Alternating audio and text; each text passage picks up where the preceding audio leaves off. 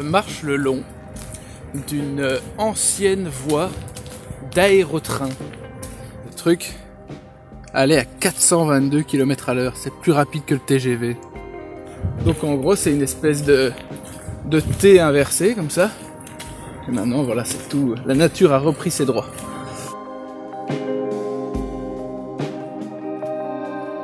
Hier soir, donc je marchais vers Limours. Au bout d'un peu moins de 30 km, j'allais tomber sur des champs et je m'étais résilié à dormir en tente. Mais à l'approche, je sais pas, je sentais l'idée de dormir au chaud rester collée dans mon esprit. Et donc j'ai tenté ma chance. Il y avait une petite église, je passais par un petit coin qui s'appelle Gometz, sur ville, Gometz quelque chose. Et à peine j'arrive là-haut, qu'une petite femme me rabat sur une petite association de jeunes. Je suis reçu par une jeune fille et un jeune homme hyper sympa. Et voilà qui commence à passer 50 coups de fil. Et au bout d'une demi-heure, j'ai un monsieur au téléphone qui ne peut pas lui me recevoir, mais dit il va trouver une solution. Il est venu me chercher et m'a conduit chez des amis à lui qui avaient une soirée calme et qui a accepté de m'héberger. Et voilà, j'étais reçu comme un roi, j'ai pris une bonne douche, dormi dans un vrai lit, un bon lit. Et voilà, je suis parti avec des provisions, ils m'ont refilé un bout de baguette et du fromage. Donc je suis vraiment chargé pour aujourd'hui. Et voilà, on va essayer de faire mi-chemin avant Chartres et voilà, je suis de bonne humeur. Ça, il n'y a pas de raison de ne pas l'être. J'ai l'impression que tout ce confort, toute cette générosité me ramollit. Je sais dorénavant que tous les soirs, si vraiment je cherche, si je tente ma chance et que je raconte mon histoire, je peux trouver des bonnes âmes pour m'héberger ou des lieux, quoi. J'ai peur que ça me reconduise à un raisonnement proche de celui que j'ai cherché à quitter, quoi, le raisonnement de la facilité finalement.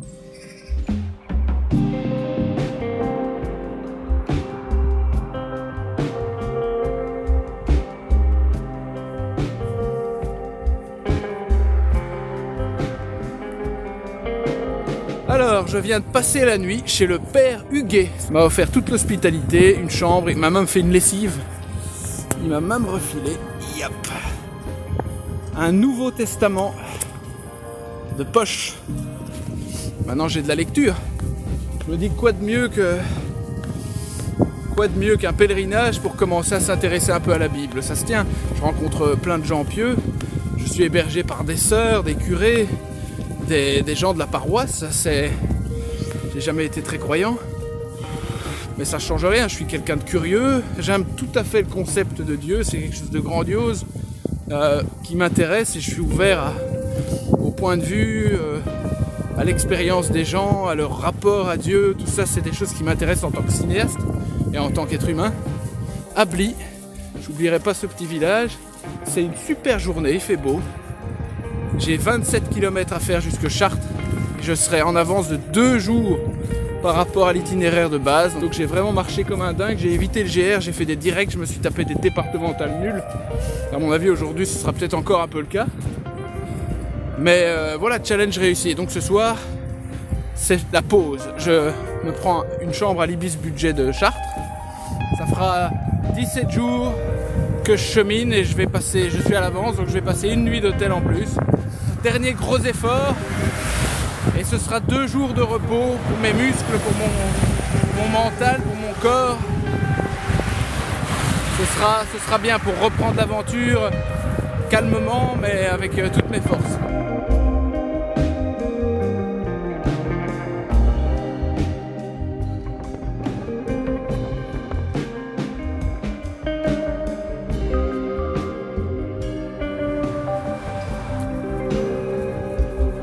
Chartres, juste là-bas.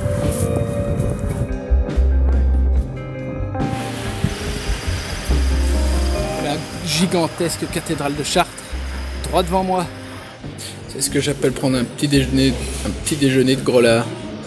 J'ai tout pris. Voilà, preuve que je suis sur le bon chemin.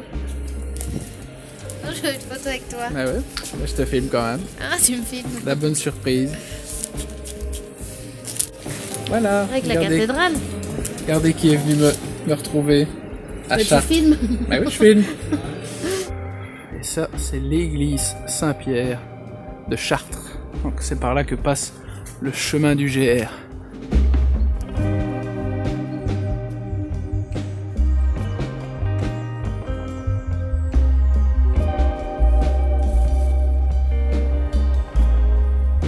Je quitte Chartres après un week-end de repos, 2 nuits au chaud.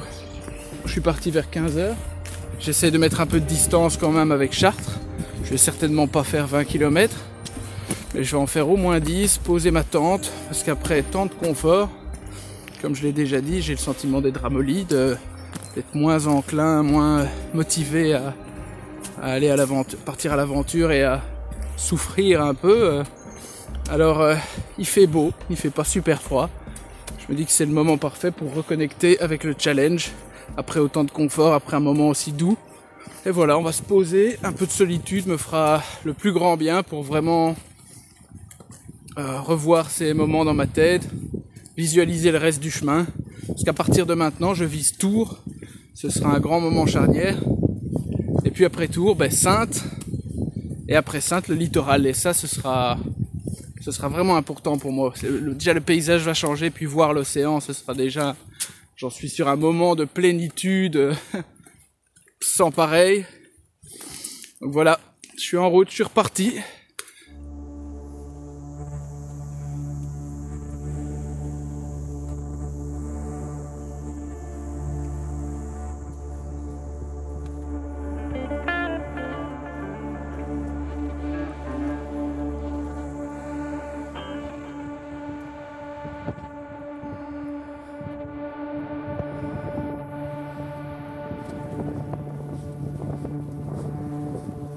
Merde, mon lacet droit m'a lâché aussi, il faudra que je le change ce soir dans la tente.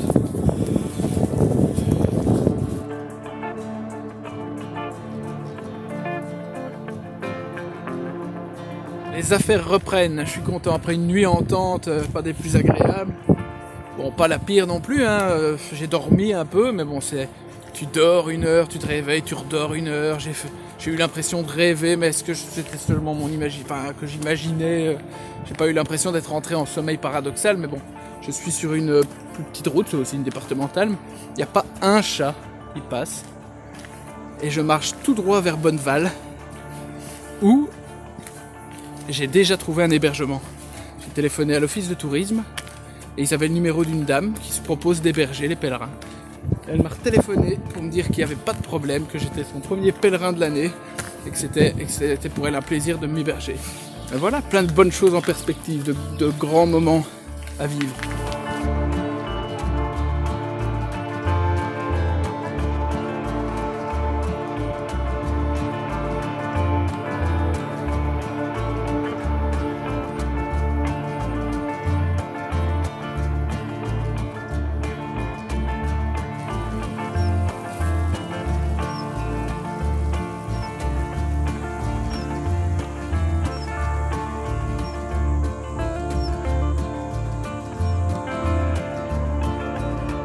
C'était une soirée vraiment intéressante. Bon, elle m'a coûté un petit peu d'argent.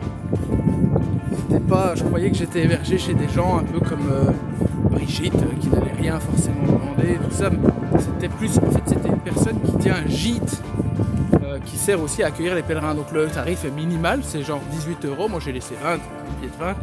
Et au début, quand j'arrive, j'étais un peu surpris, mais c'est des gens très très bien, artistes, un peu très très spirituels, très très illuminés, sans vouloir être péjoratif. Hein.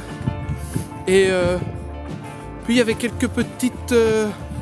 il y avait un petit côté un peu frigide, il y avait genre il faut pas toucher aux mitigeurs, la cuisine on s'en sert pas parce que c'est trop de boulot, fais pas ci, fais pas ça, il y avait 2-3 petites règles et moi forcément je me dis, je dis rien. Genre le mitigeur je pouvais pas y toucher, je me suis douché à l'eau tiède, c'était bizarre. Bon après je leur ai dit mais gentiment et ils ont...